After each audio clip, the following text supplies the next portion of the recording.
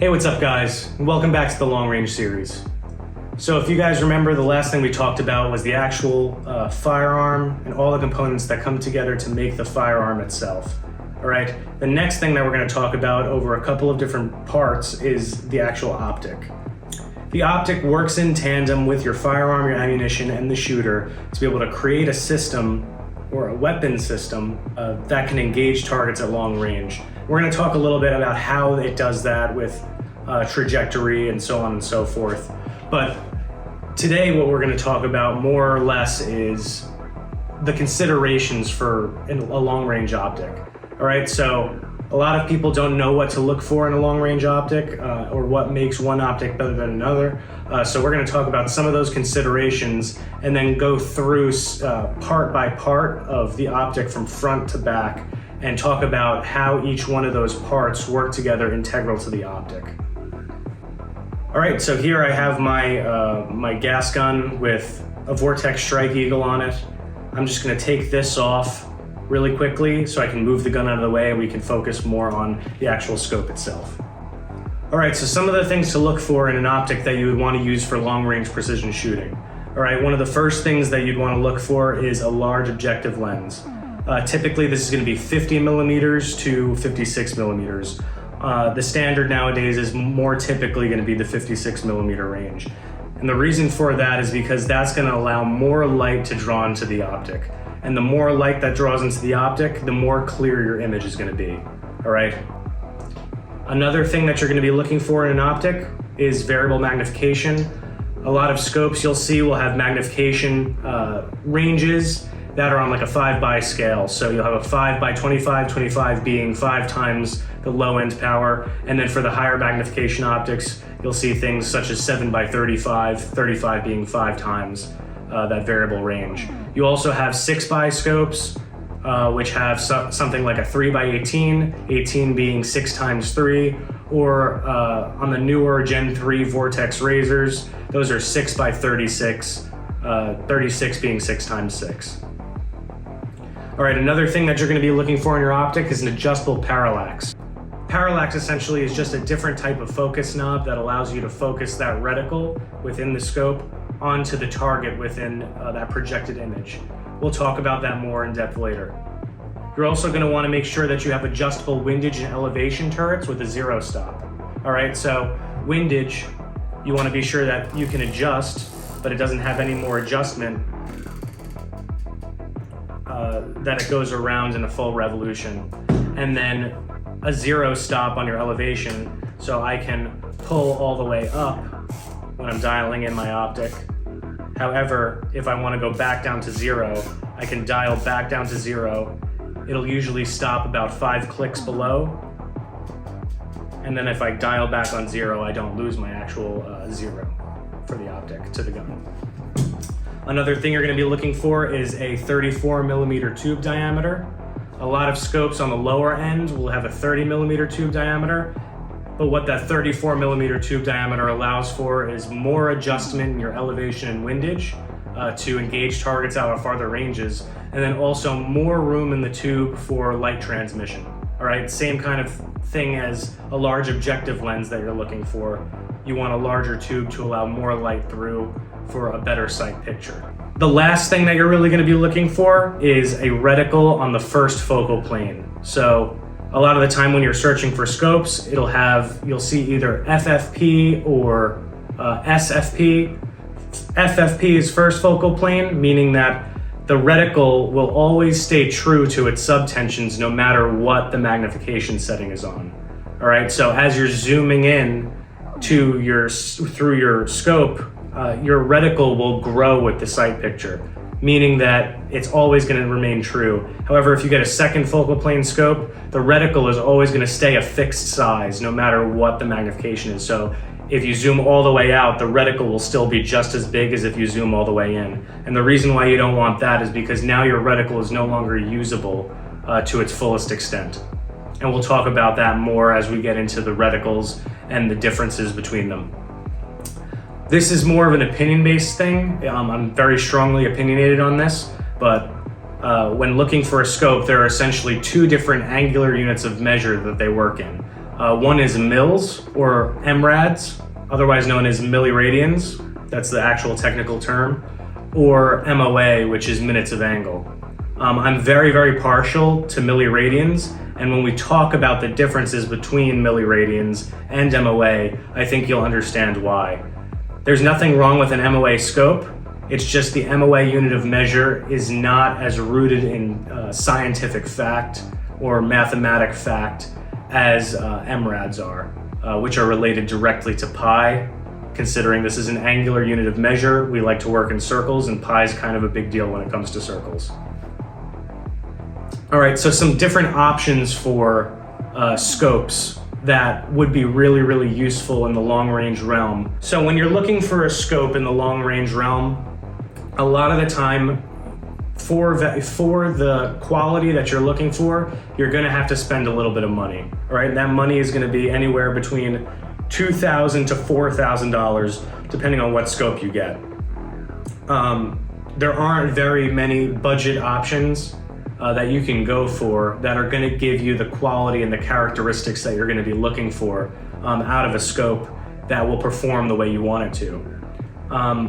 However, there are namely two budget options that I would say is worth going for if you are trying to, dip your toes into the long range world and you're not really ready to commit $2,000 to $4,000 to a scope. All right, and I have one of those budget options here. This here is a Vortex Strike Eagle 5x25. And then also there's one other scope made by Vortex that's actually a little bit more inexpensive than this one, a little bit cheaper, because it's missing some features that aren't necessary, which is the Vortex Venom 5x25. All right, so the Vortex Strike Eagle has all of those things that I listed earlier, plus it features locking turrets, which just kind of helps to make sure that you don't accidentally slip your turret and move it a couple of clicks if you want to have a fixed elevation setting while you are shooting. And then same thing for windage. This pops out, it allows you to click, and then you can pop it back in and lock it, and then it's not going to turn. That's what I mean by locking turrets, which is different than a zero stop. You don't need locking turrets, but having a zero stop is crucial to long-range precision marksmanship. And another thing that this has is an illuminated reticle, which it has like 11 settings, I think. Yeah, 11 settings, where you can turn up the brightness. You put a battery in it and it'll light up the reticle. And I'll tell you, from somebody who's been working in this long-range game professionally for about a decade, you don't need a reticle that lights up for any reason, okay? It's really more of just a feature that's on some reticles to help you engage in low light situations. However, for most people, it's completely unnecessary. And really what you're just paying for is for a reticle that'll light up and eventually drown out your target. The Vortex Venom has all of those options or those characteristics that I talked about earlier for the things that you'd want out of a scope. The only thing it's lacking when it comes to comparing it to the Strike Eagle is it does not have locking turrets, but it does have a zero stop, and it does not have an illuminated reticle. Two things that you could easily forego if you want to save a couple of $100s.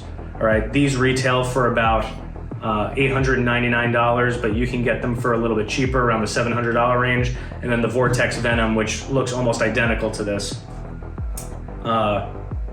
you can get for around, they retail, I think, $599 or $699, and you can get them around the $500 range. So those are good budget options that will give you everything you need, and plus they come with that Vortex warranty, so if you ever break it, you can always get a new one.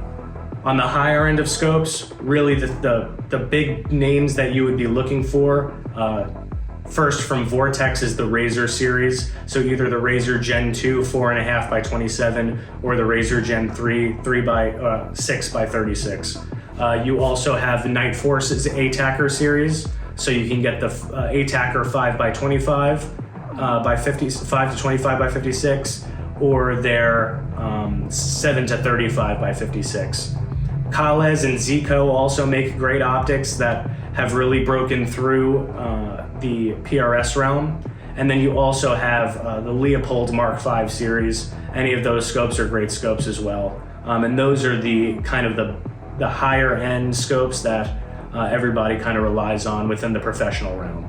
All right, so now we're gonna actually take a look at all the nomenclature and break down exactly what's happening with inside the scope, so that you guys can understand exactly how each specific component works on the actual optic itself. And then we're gonna go ahead and relate that directly to how the whole scope works to make your gun shoot, or help you aim at a target and shoot it and impact it the way you'd want it to. All right, so over here we have our cool little drawing that I drew. I'm not really an artist, but I'm better than Damien. And if we were to just imagine this scope, if we were gonna imagine we were looking at from the top angle of the scope, that's the way I drew it. So I'm gonna go ahead and point to the different parts of the scope as I'm talking about it here, and then I'll go ahead and label it on my little illustration. All right, so the first thing that we're gonna talk about is the objective bell. All right, so this portion of the scope right over here is known as the objective bell. And it houses the objective lens, which is something that we talked about, you wanting a pretty big objective lens. So if we go ahead and label this objective bell and objective lens. All right, and typically, like I said, when you're going to purchase a scope for long range, you're gonna want an objective lens that's between 50 and 56 millimeters. The larger, the better. And essentially what's happening is when you are looking at something, light waves / particles, photons, are bouncing off of that object, and they're being collected through the objective lens into the scope. And the scope is going to begin projecting that image through it. All right, and the first stop is going through the objective lens here. All right, as it makes its way through the objective lens into the objective bell, we're going to come into what's known as the first focal plane. All right, which is essentially a variable location within this first portion of the tube body.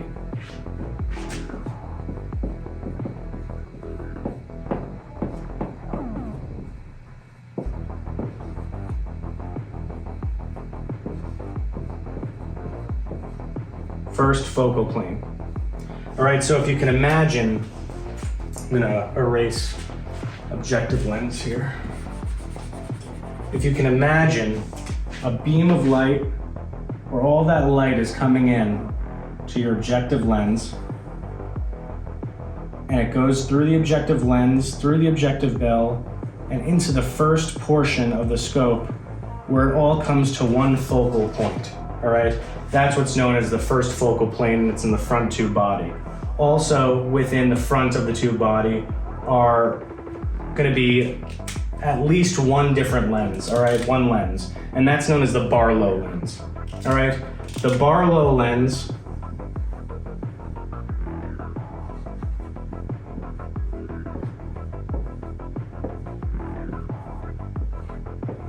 works in conjunction with your parallax knob to move back and forth. All right, and what it does is it refracts the light to change exactly where the first focal point is within the front of the scope. All right, so if you have a first focal point scope, the Barlow lens allows your reticle, which is going to be housed within the first focal plane. Let's say your reticle is this here. Your reticle, which is going to be housed within the first focal plane, to focus directly on the portion of that projected image within the scope where the target sits. All right, so when we talk about fundamentals of marksmanship, we're going to talk a lot about sight alignment, because you're going to need to be able to align your sights and look at that reticle directly behind it every single time. Because if you don't, then the effect of parallax is going to take over. All right, so let's recap really quick. Light comes in through the objective lens into the objective bell and then focuses within the first focal plane. All right. Now what parallax, and then the Barlow lens, which is adjusted by your parallax knob,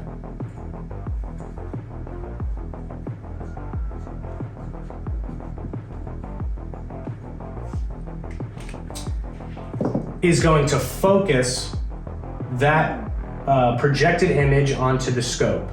And the reason why or onto the reticle. And the reason why you would want that projected image of where your target is focused directly on the reticle is because the scope is three-dimensional, right?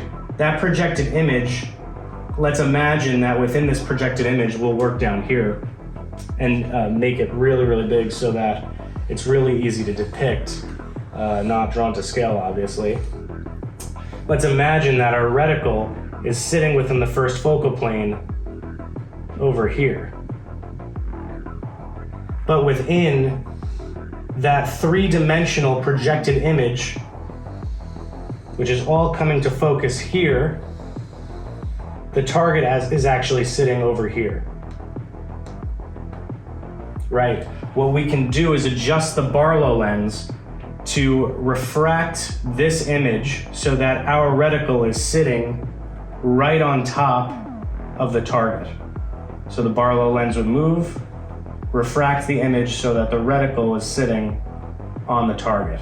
And the reason why we would want that is because it is, again, a three-dimensional tubular design, right? So if the reticle is sitting back here and the projected image of the target is forward of it, then what can happen is you can look at the reticle at an angle, and then that will make the reticle appear as if it's on the target, but because of the angle in which you're viewing it, it's actually sitting off of the target.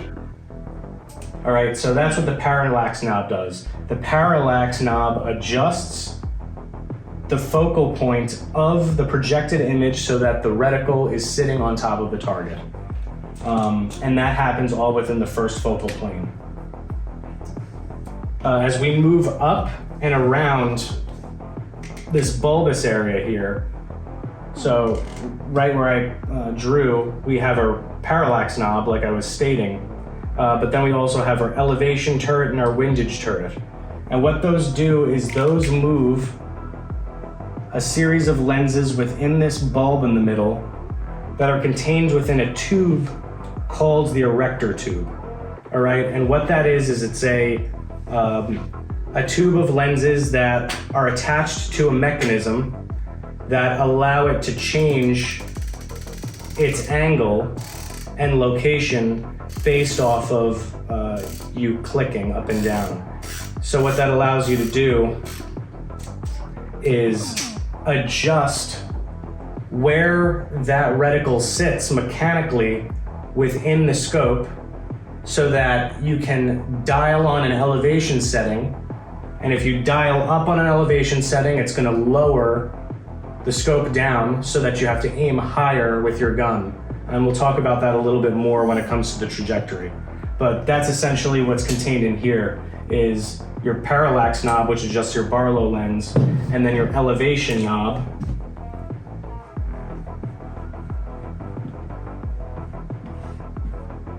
and windage,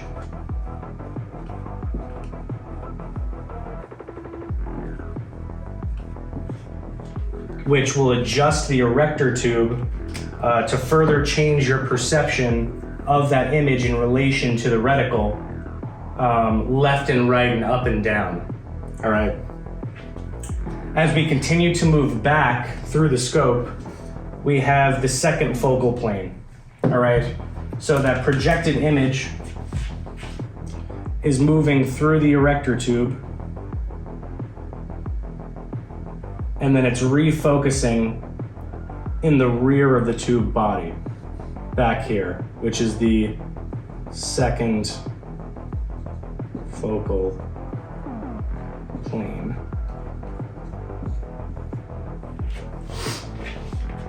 All right, and contained within the second focal plane is also your magnification lens. all right, your magnification lens will move forward and backwards to either zoom into the target or zoom out on the target. If you have a second focal plane scope, which I would highly recommend you do not have, the reticle would be seated back here as opposed to sitting in the first focal plane. And as we get into our fieldcraft stuff, I'll be able to teach you how to use your reticle to your advantage to do range estimation of targets. And then you can also use your reticle to hold on the target instead of dialing elevation. However, if you have a second focal plane scope, doing that stuff becomes much, much more difficult because you're limited to a specific magnification setting. So essentially, good rule of thumb is whenever you purchase a scope, make sure you get a reticle within the first focal plane. All right, so as we continue to the rear of the scope, we have our magnification ring, which allows us to adjust our magnification back and forth within the back of the tube body. And then also we have our ocular lens, which you can remember is called the ocular lens because it's next to the eye, where the actual image is coming out of so that you can see it and use that to your advantage. Also back here we have another ring, an adjustable ring known as the diopter focus. The diopter focus allows you to adjust the actual scope to your prescription of your eye. So if you have 20/20 vision, it's not going to require a lot of adjustment. Usually your diopter is going to be all the way in. If you don't have 20/20 vision, this allows you to adjust this scope to your eye so that you don't have to shoot with glasses, which can be hugely beneficial because shooting with glasses is just another lens for that projected image of light to travel through, which can change your perception of the image as a whole. So this allows you to not have to shoot with glasses, which is pretty cool. All right, so we have this scope, which is a collection of lenses that is all coming together to take a projected image of light that's coming off of your target and everything that's happening downrange and projecting an image to your eye. And that's gonna also have a specific focal point, just like we have the light that's going through our objective bell coming to the first focal point, then that projected image going through the erector tube to a second focal point. It's all gonna come out of the ocular lens and then come to a specific focal point behind your scope, which is what's known as your eye relief, all right? So if I was to draw this out for you, you can imagine here's a scope, an ocular lens of a scope. That image is gonna come out in a beam of light, and then it's gonna come to your eye and go inside your eye through your pupil, and then your brain is gonna go ahead and take that image and interpret it, right? However, just like I said, that light's gonna be at a specific focal point. That's your eye relief, and that's contained with what's known as your eye box, all right? So the eye box is a three-dimensional area behind the scope where that projected image is within focus enough that you can perceive it without any distortion. All right, some scopes have more generous eye boxes than others. Most of the higher end scopes have very small eye boxes, which limits your ability to shoot with scope shadow, which can actually help the shooter in the end. If you're outside of the eye box, what you're gonna be seeing is the side of the tube. We'll talk about that later in your fundamentals of marksmanship and your sight alignment. But essentially, what you want to do is always have your eye in the eye box of the scope at the proper eye relief, and then contained up and down, left and right, diagonally as well. And a good way to find out your exact eye relief is just by simply using light and shining it through the scope, and then finding out where that focal point is. So I'm going to show you how to do that right now. All right, so one way to see exactly what I was just describing, that eye box and that eye relief, is by trying to take a look at your exit pupil, all right? And you can do so by taking a flashlight or using the flashlight on your phone and shining it through your objective lens. And what that's gonna do is allow you to see an exaggerated beam of light coming out of your scope, which you can see on my paper here, all right? And to find exactly what your eye relief is, you could take a look at this beam of light, which is again known as your exit pupil, and try to find that exact focal point. So as I move closer and closer, I can find where that light focuses the most. And then you can also see that as I move closer past that focal point, it'll begin to grow again. Right here is where my proper eye relief is for the scope, where my exit pupil is at its focal point. One thing to make a note of, however, when it comes to a lot of people, they like to shoot on their full magnification power. And that's not always a good thing. Magnification is not always your friend. So right now I have my scope at 5 power, which is the lowest possible magnification. And at my focal point, you can see that my exit pupil is actually still fairly large, right? However, if I zoom in all the way to the 25 power, which is the maximum magnification that my scope allows, my exit pupil becomes significantly smaller, and you can see that little tiny beam there. And the reason why this is bad is because the exit pupil changes with higher magnification. It becomes much, much smaller and restricted to the point where on a higher magnification scope, you may have an exit pupil which is smaller than the actual pupil of your eye, which means that if you have bad sight alignment, which we'll talk about again in our fundamentals of marksmanship following this little series that we're doing here, you can create sight alignment errors, and you can create those sight alignment errors, i.e. scope shadow, without even being able to perceive it because that exit pupil is so small. All right, so when it comes to engaging targets, most of the time you don't need to go past 20 power usually, and then always try to prosecute whatever target you have at the lowest power that allows you to accomplish whatever you're trying to do. Because that'll give you the best chance of minimizing sight alignment error. All right, so next we're going to talk a little bit about how your scope actually works in relation to your gun to allow you to engage targets out at range. So if we take a look at this little cool illustration here, this is quite an exaggeration, but we have here a gun and we have our scope. So essentially what's happening is we have this, which is our line of bore, which is where our bullet comes out of. All right, and what we're doing is we're taking our scope and mounting it to our gun at a slight downward angle. All right, that's why you would have a 20 MOA bias on a scope for a gun or rings for a gun to shoot and engage targets out at longer range. Is we're having that scope angled down slightly, typically 20 MOA. And the reason why is because we want our line of sight to line up with our line of bore at 100 yards. So that's what we're doing when we're zeroing. We're shooting a bullet straight out of our bore, and then we're trying to get our scope, which is sitting above our bore, to angle slightly downward to intersect with our line of bore at 100 yards exactly.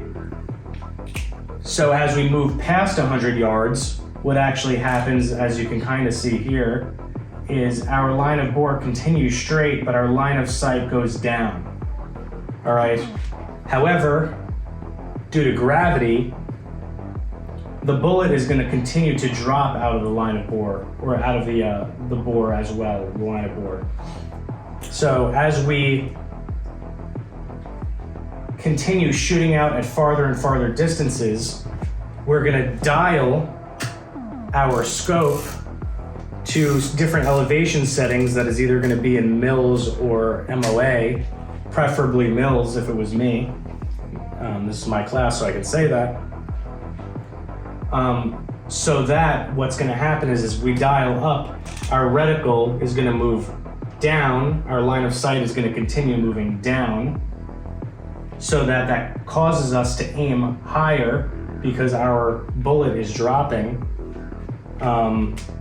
so that we can take advantage of trajectory, which is in the shape of a parabola, and utilize our line of sight to our advantage. So when we're zeroing a gun, we're essentially getting our line of sight and our line of bore to line up at 100 yards. When we are shooting out at distance, let's say this is a target here, and this is at 500 yards, we need to angle our gun up. However, and this is very exaggerated, our line of sight is always straight. So by pulling up our reticle, or by pulling up on our turret, we dial our reticle down, which causes our barrel to aim up, which will allow us to take advantage of the trajectory of the bullet and impact the target at our line of sight downrange.